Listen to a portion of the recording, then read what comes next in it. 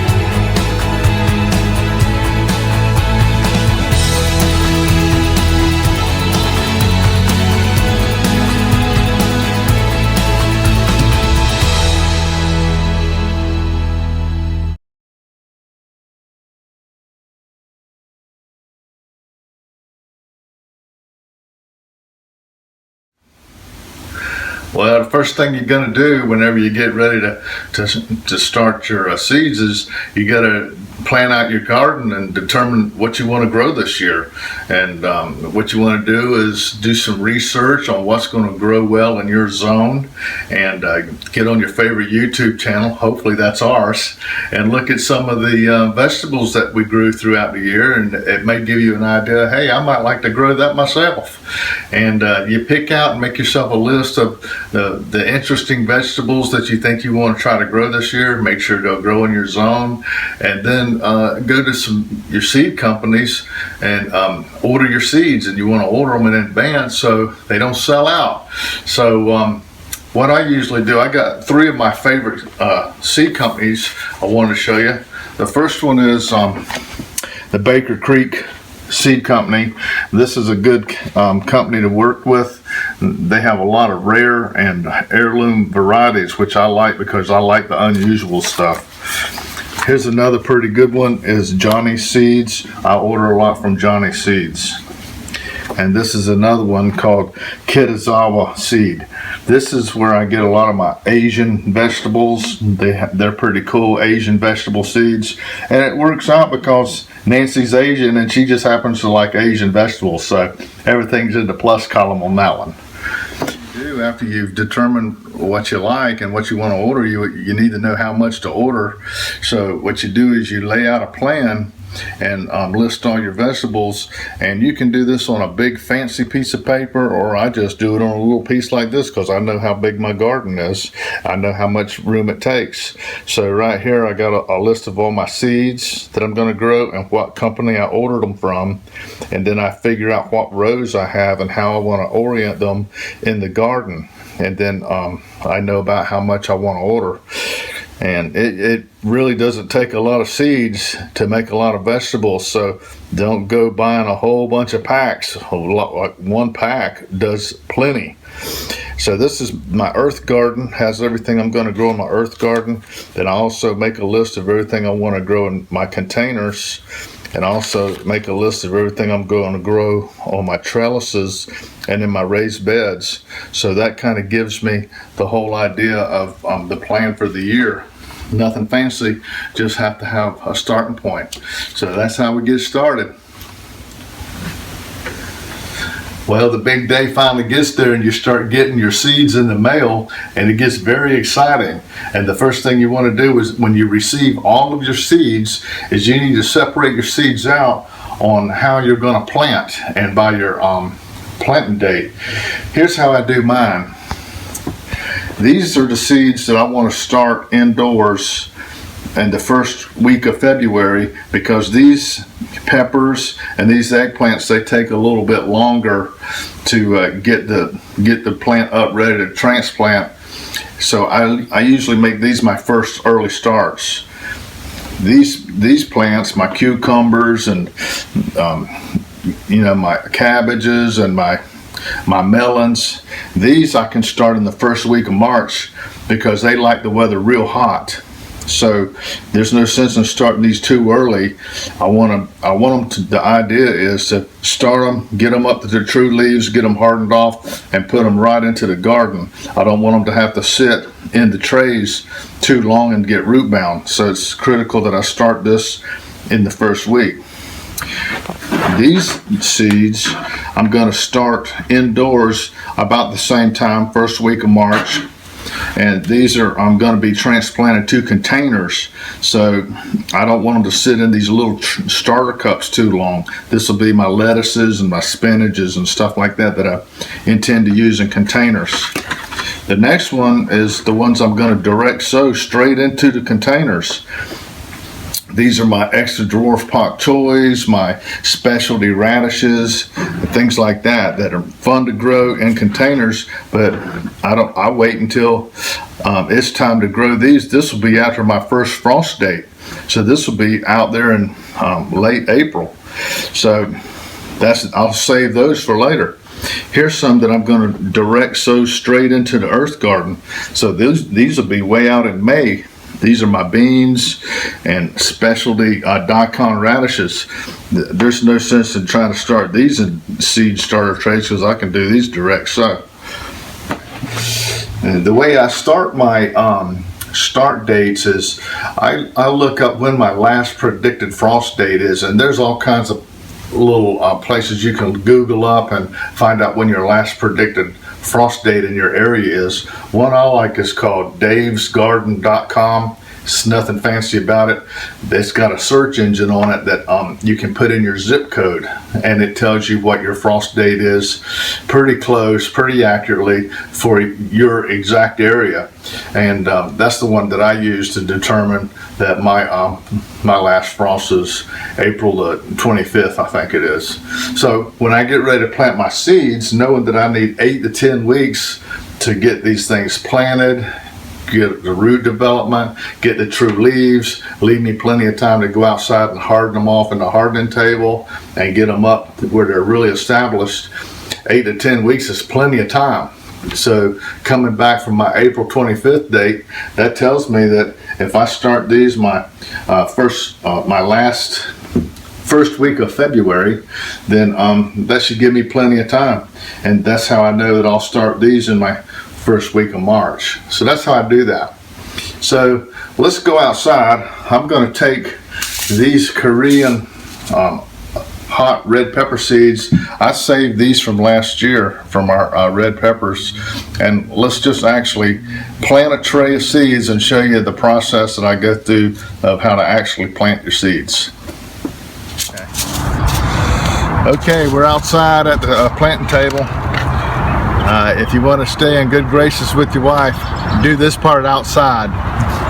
Here's the seeds I was just talking about, and I'm going to plant them in these starter trays. Now let me explain a little bit about the starter tray. I buy these little starter cups, and they have a hole in the bottom for watering.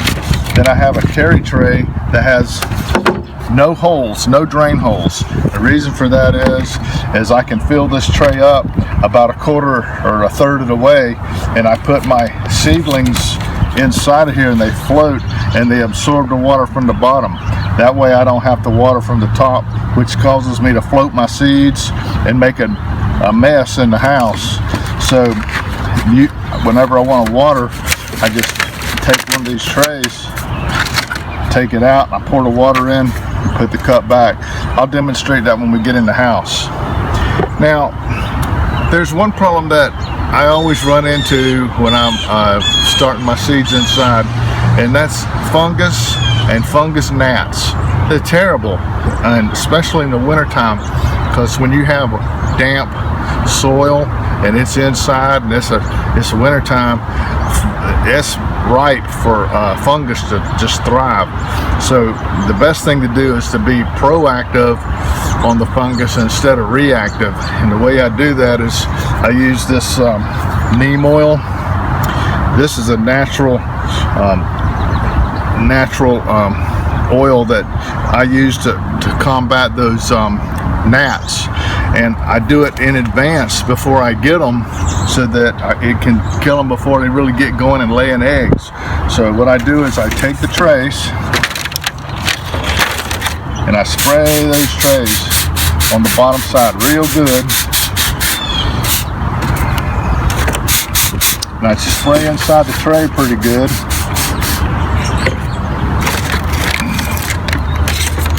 Put the trays in, and I spray the inside.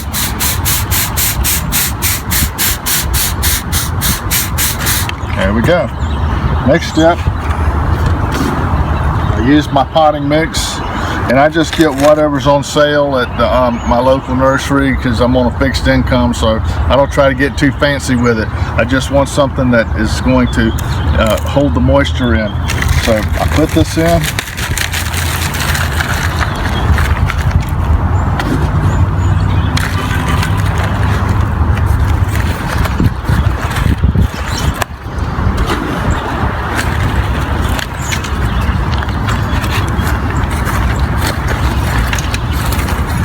I level it off,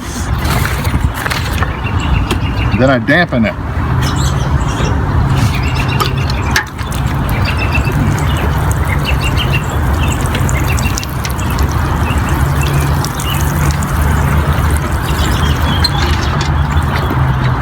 Let this sit for a few minutes and let that water absorb its way down. So we'll be back in a minute. Okay, our tray has absorb that water a little bit. What I do is I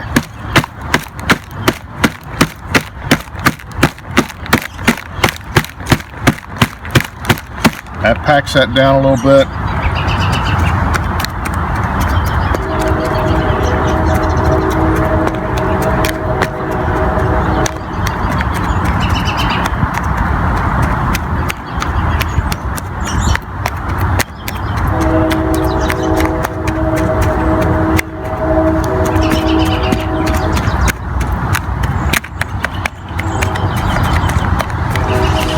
That's packed down pretty good. I don't want it real packed, but I don't want it floating around either, so you get the hang of it after a tray or two, believe me. There it is. Now I take the seeds. These are my Korean hot red peppers. We saved these last year. Oops, that one's already saved. All right, what I do is I come up to each cell. You want to come up where you can see this. And I try to carefully put about 3 or 4 seeds in each cell. And you want to spread them out a little bit so they're not right on top of each other. See how I got those? Look real close and you can see. And see here, I got a couple that are kind of close together. I just kind of move them over, spread them out a little bit. Okay? Let me go ahead and get this whole tray sewn, and I'll go to the next step.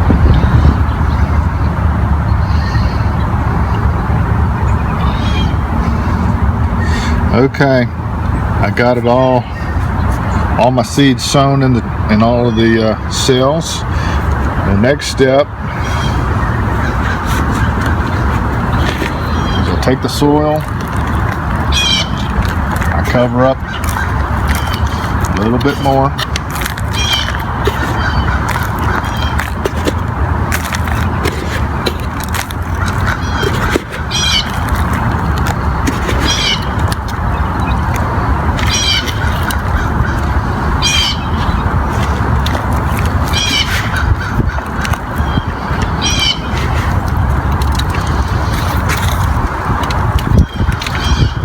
Level it off.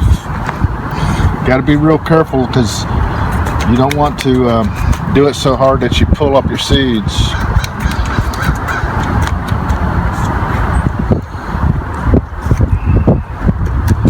Okay. Now I got that dry dirt on there, right? I want to water that in just a little bit.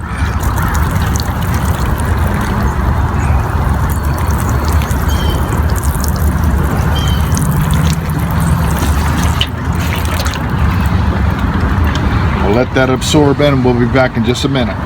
Okay, our water has absorbed down a little bit more. Now taking, I'm going to tap the tray one more time, just a little bit. And they should be ready to go. Now I put me a tag says hot peppers, Korean red, and today's the 26th of January, and now I know when these started, so I can keep track of them. So I'll put it right there at the end. The last step is I've got them watered. I'm going to take one more squirt of the neem oil right on the top.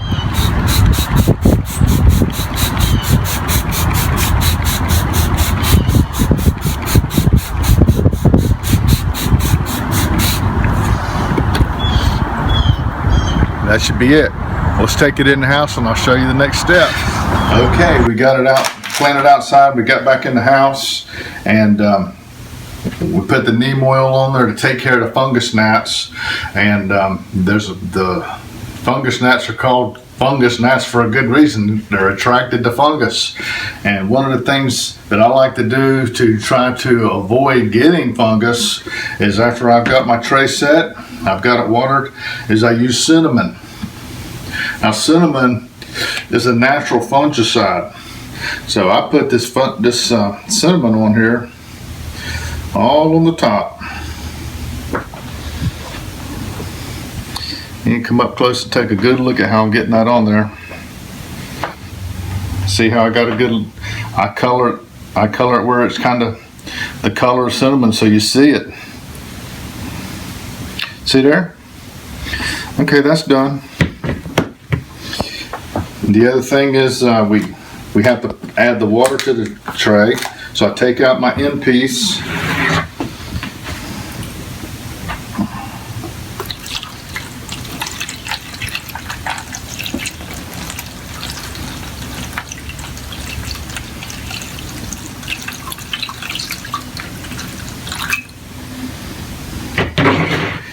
And you can see right in there, you can see that it's got water underneath those cups, where they're actually, the bottom of those cups are actually down in there touching it. So I put that cup right in there. I'll take it, and put it right into the grow rack. Now, when your seeds are getting ready to get started, they're really not worried about light right now. What they're worried about is heat. And luckily, I've got my table is directly over my heater vent, so it's catching that warm air coming up. Then I have the plastic all around the outside on my southern window, so that sun's coming in and it's capturing that warm sun and getting the inside of this thing nice and warm. Now, after these seedlings emerge, I'll turn on my grow light inside and let them get some of that light. And after these seedlings get up to where they're a couple of inches high and they're actually starting to touch the light, I lower my tray down to the next level. And that's how I'm going to work this. So we'll be back, and in the days ahead, we'll do a part 2 to this video to show you the progression of all of our seeds, how they're growing each week, how they're getting bigger and bigger, to the point where we take them out and we harden them off on the hardening table outside. So we'll explain the hardening process, and all the way up into the point where we actually transplant them out into the earth garden. So we really thank you for watching, and we appreciate you subscribing to our channel if you like our videos. And you can also follow us on Facebook, Hollis and Nancy's Homestead. So until we see you next time, always remember where all of our harvest and all of our goodness comes from. By His hands we are fed. Give us, Lord, our daily bread. Amen. Have a blessed day.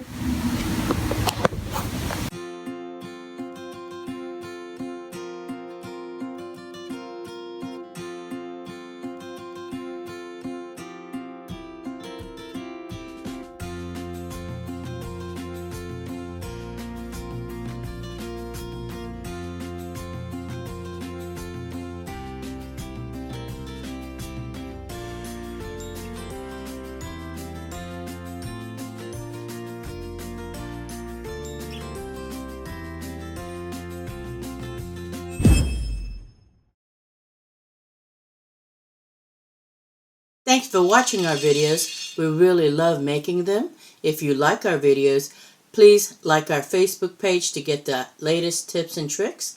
Please subscribe to our YouTube channel to get the newest video. Like it, it would really inspire and encourage us. But most importantly, share it to encourage others. We'll welcome your comments and questions. Thank you. Have a blessed day.